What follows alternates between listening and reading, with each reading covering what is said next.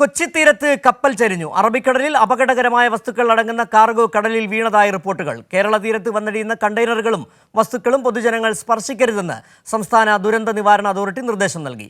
കേരള തീരത്ത് ഈ കാർഗോ വന്നടിയാനാണ് സാധ്യതയെന്നും അപൂർവ വസ്തുക്കളെ കാണുമ്പോൾ പോലീസിൽ അറിയിക്കണമെന്നും മുന്നറിയിപ്പുണ്ട്.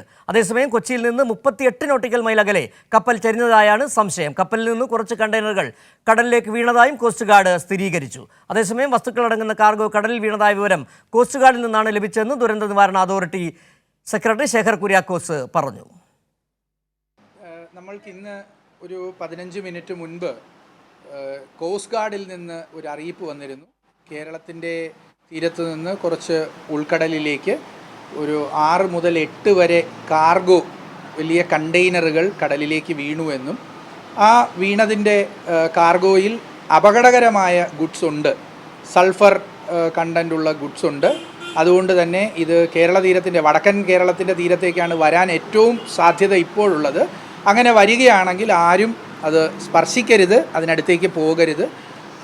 ആ വിവരം ഉടൻ തന്നെ സംസ്ഥാന ദുരന്ത നിവാരണ അതോറിറ്റിയുടെ തലത്തിൽ നിന്ന് ബഹുമാനപ്പെട്ട മുഖ്യമന്ത്രി ഉൾപ്പെടെയുള്ളവരുടെ ശ്രദ്ധയിലേക്ക് കൊണ്ടുവന്നിട്ടുണ്ട്. ബഹുമാനപ്പെട്ട ചീഫ് സെക്രട്ടറി നിർദ്ദേശിച്ചതനുസരിച്ചാണ് ഇപ്പോൾ പൊതുജനങ്ങളോട് ഈ അലർട്ട് പങ്കുവയ്ക്കുന്നത്. ഇത്തരം ഒരു കാർഗോ കണ്ടു കഴിഞ്ഞാൽ, എണ്ണപ്പാട കണ്ടു കഴിഞ്ഞാൽ മത്സ്യത്തൊഴിലാളികളും തീരദേശത്ത് വിനോദത്തിന് പോകുന്നവരും തീരദേശവാസികളും ദയവായി അതിനടുത്തേക്ക് പോകരുത്, തുടരുത്. 112-ൽ വിളിച്ചറിയിക്കുക.